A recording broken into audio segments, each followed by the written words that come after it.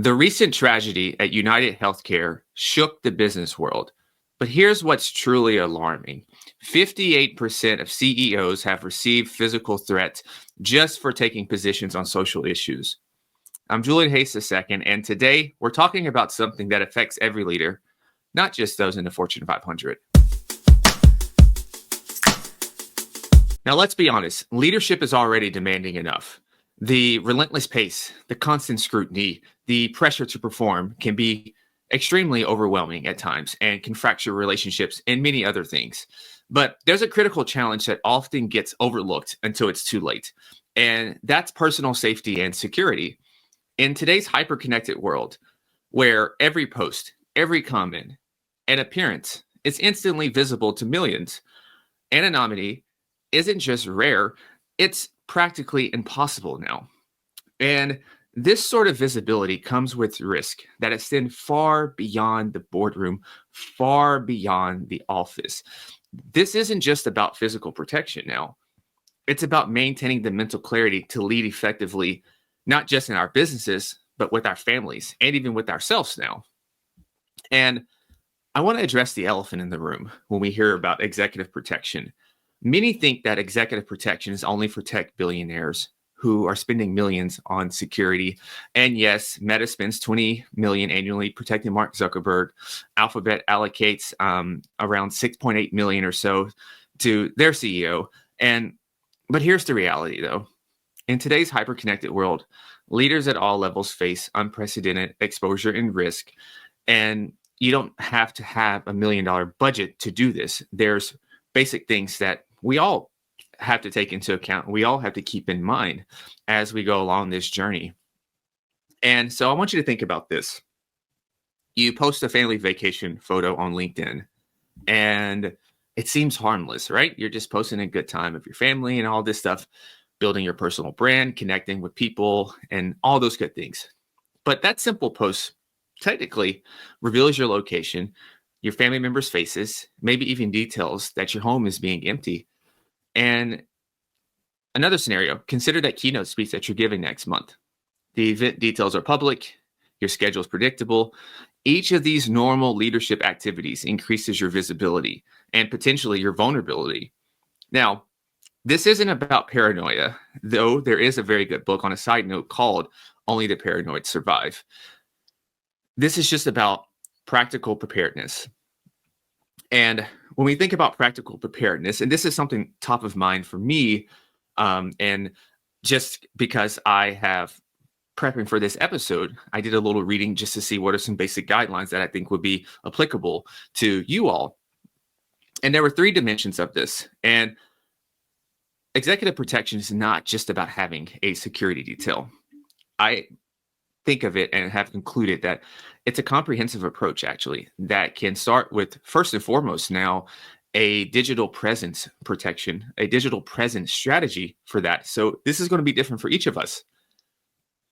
There's social media vulnerability assessments. There's deep web monitoring, and this is beyond just like Facebook and X. There's personal information auditing and cleanup. There's device and communication security and parameters around those things. And the next thing is a physical safety strategy. This is pretty common. This is pretty self-explanatory, but things like workplace safety protocols, event security planning, travel risk assessment, home security evaluations, and those types of things. The next layer is the family protection framework. And this is a big one because a lot of us, sometimes our kids, I don't have kids, but other people that I've talked to and their kids, their wife, they didn't necessarily sign up for you to maybe have all this notoriety that you have just gotten, or maybe it became unexpected. And a lot of times those people are the ones that are forgotten about, who also have to deal with certain things. So there's privacy measures for family members. There's social media guidelines for loved ones.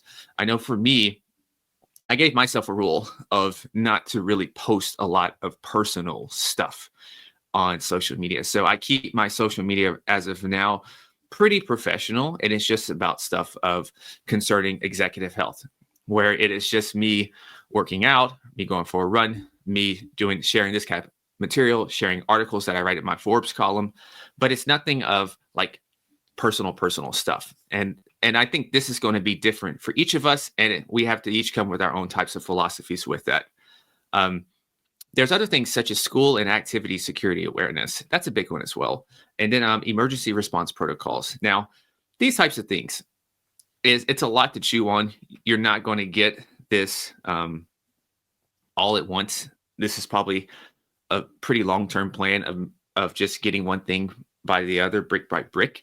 That's kind of how I looked at this, because it can be overwhelming to look at all these areas and you can feel paranoid. So this is more to throw a lot of ideas out there and then to see which one actually kind of fits best with you at your juncture of life right now. And so the cost of security may seem high until you consider the alternative. And beyond physical safety, when it comes to our security, inadequate security can affect things like our decision-making capabilities, our team confidence and morale, our company stability and reputation, our family's peace of mind, as I mentioned before, and of course, our personal stress levels and our overall well-being. And so to start strengthening your overall security posture, if you want to call it that, and this is regardless of your budget. Number one, and this is just like if I was going to initially start working with a client, this is the very first thing I would do. The same thing here with your protection plan is a risk assessment. So conducting a thorough audit of your online presence is something that you can look into. You can identify potential vulnerabilities in your daily routine. You can evaluate your family's exposure. You can come up with a plan, come up with guidelines, basic protection measures such as upgrading home security systems, implementing a strong digital security protocols, creating emergency response plans, training your immediate team on security awareness. And number three is ongoing monitoring, regular security reviews, social media monitoring, threat assessment updates, protocol effectiveness evaluations. And here's the well-being connection, because this may seem like it's out of left field. Like normally we're talking about fitness and longevity and those types of things. But this is very much connected to our well-being. Security is not just about protection. It's also about our performance. Because when you know that you and your family are secure, you can make better decisions with clarity. You can take bold business stances when needed. You can focus on innovation and growth. You can lead with confidence and presence. So creating your own personalized executive protection plan doesn't require millions of dollars or an extensive security detail, actually. You can start this today.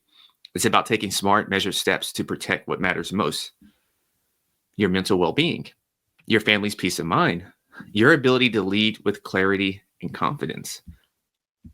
So think about this part. When you know that your children can safely attend their activities, your spouse is not having to constantly look over their shoulder, you can focus on the strategic decisions instead of security concerns. That's when you know you can truly thrive as a leader. Maybe, and like I said, a lot of this may seem overboard because maybe you don't think of yourself as this type of big person and all those things. But on a smaller scale, you can adjust these things. So your emotional and mental well-being, it's not just about you. It's about being present for your family. It's about showing up as your best self for your organization. Because at the end of the day, true leadership isn't about living in fear. It's about creating an environment where both you and your loved ones can flourish, allowing you to pour your energy into what truly matters, your organization going forward, while maintaining a healthy, fulfilling life.